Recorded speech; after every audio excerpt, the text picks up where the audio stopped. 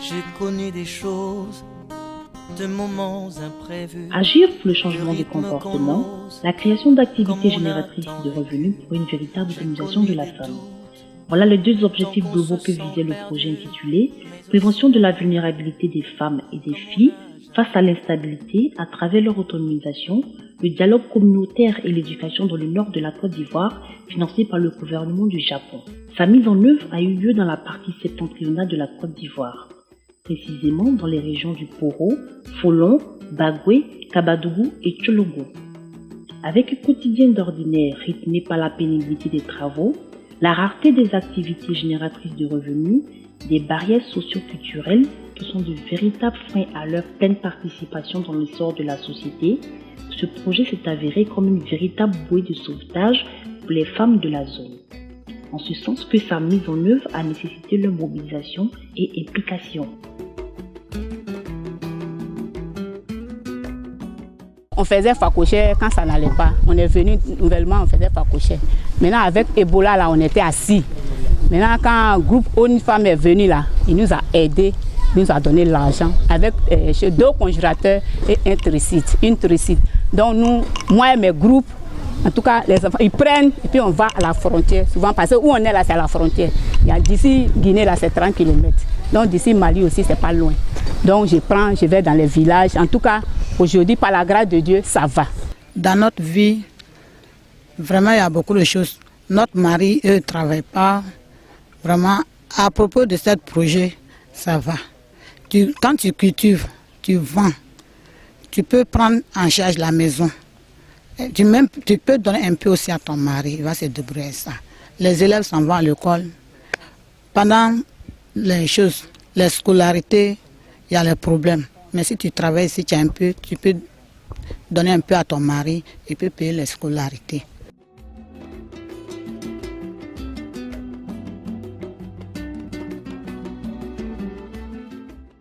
Pour sa mise en œuvre, ONU Femmes a initié des campagnes de sensibilisation pour instruire toutes les couches sociales sur la nécessité de vivre dans un environnement apaisé, sans violence et dans la cohésion en vue de mener toutes sortes d'activités lucratives pouvant bouter hors de la zone de la pauvreté et les mentalités rétrogrades.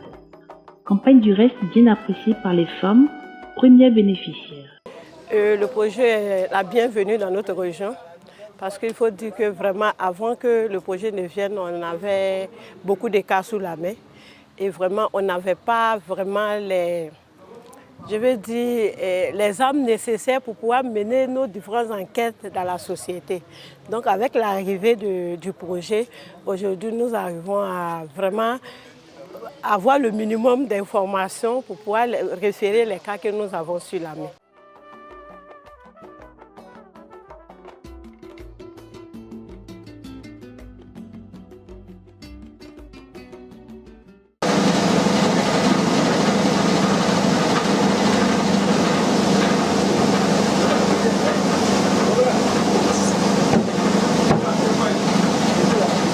On a 12 personnes dans l'association. Ça s'appelle Groupe Bengelema. Au début, elles ont commencé le projet avec 770 000. Aujourd'hui, elles ont dans les caisses la somme de 1 700 000 francs comme chiffre d'affaires.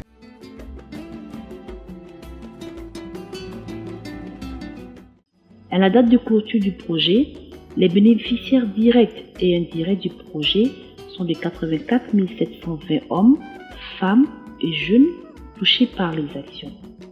Cela à travers 676 groupements mixtes, dont 3047 hommes et femmes qui constituent les bénéficiaires directs du projet, soit 2710 femmes et filles de 20 à 65 ans et 337 hommes associés à 72 groupements féminins, 112 anciennes auditrices des IFEF ayant été touchées dans les 5 régions cibles du projet.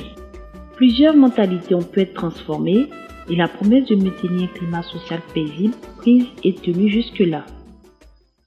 Mesdames, si vous avez un cas infertile, il est infertile, quelle logique?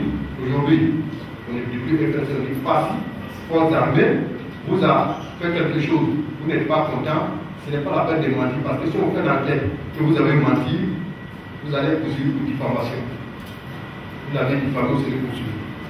Mais si c'est avéré, Vous allez au niveau de la Commission nationale des droits de l'homme, ils vont déférer l'affaire en région. Si la région peut gérer, ça sera géré à Congo. Si vous ne pouvez pas gérer, il faut déférer au niveau national, c'est-à-dire à Abidjan. Où le chef d'état-major lui préside la réunion. Par exemple, au Guinée ici, tout ce qu'on a dit, les gouverneurs ils ont dit, ça se trouve ici, des exemples de ça. Mais, est-ce que ça vient de l'islam? Jamais. C'est l'islam, c'est la religion qui a respecté la femme dès sa naissance jusqu'au dernier jour. Les hommes, ils ont leur part dans l'héritage. Les femmes, ils ont leur part dans l'héritage. De façon concrète, plus de 4000 auditeurs ont été touchés sur les différentes thématiques abordées par le projet. 712 décideurs et parties prenantes se sont engagés pour la protection des femmes et des filles contre les différentes formes de violence.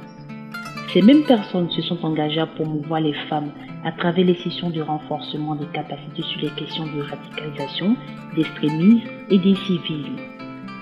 Le préfet de la région du Kabadougou, préfet du département de Diéné, a toujours été engagé dans les questions de cohésion sociale, de paix, de sécurité. Il n'y aura donc pas de changement, ce sera une continuité.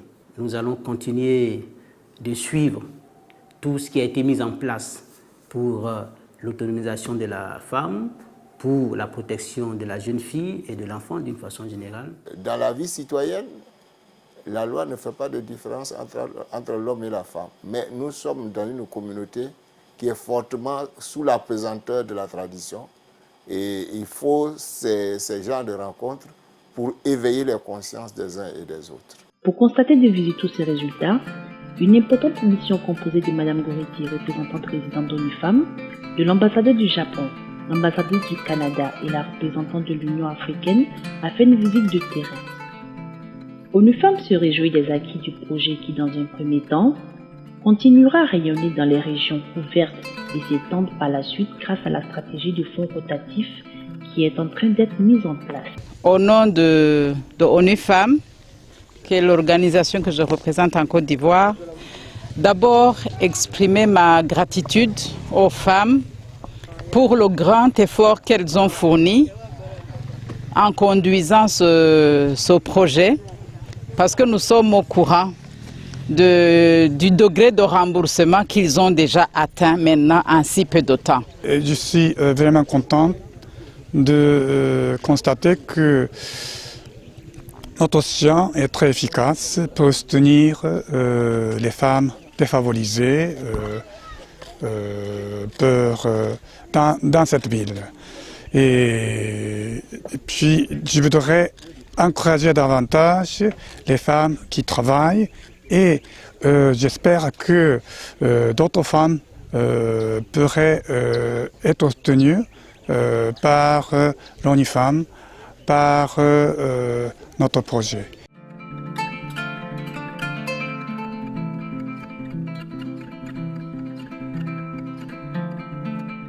Un des acquis majeurs de ce projet à l'échelle nationale est, à n'en point douter, l'installation et l'équipement des centres d'affaires pour les femmes entrepreneurs à Atikubé, avec une capacité d'appui fonctionnel à plus de 60 femmes par jour.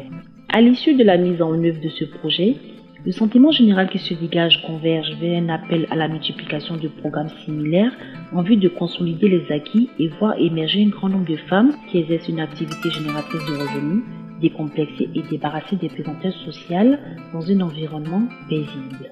Nous avons pu comprendre que l'insuffisance de ressources était aussi source de conflits.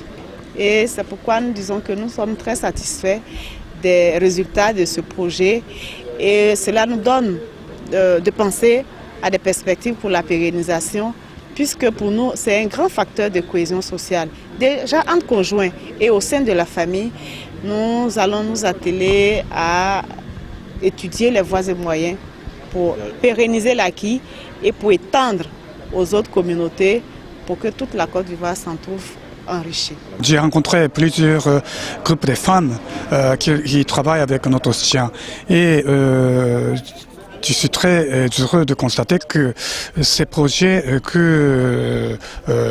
qu'on a vus et ont été avec succès. Notre soutien est un soutien financier qui n'est pas si grand, mais avec l'enthousiasme des femmes, avec un petit soutien financier, les projets ont été avec le succès.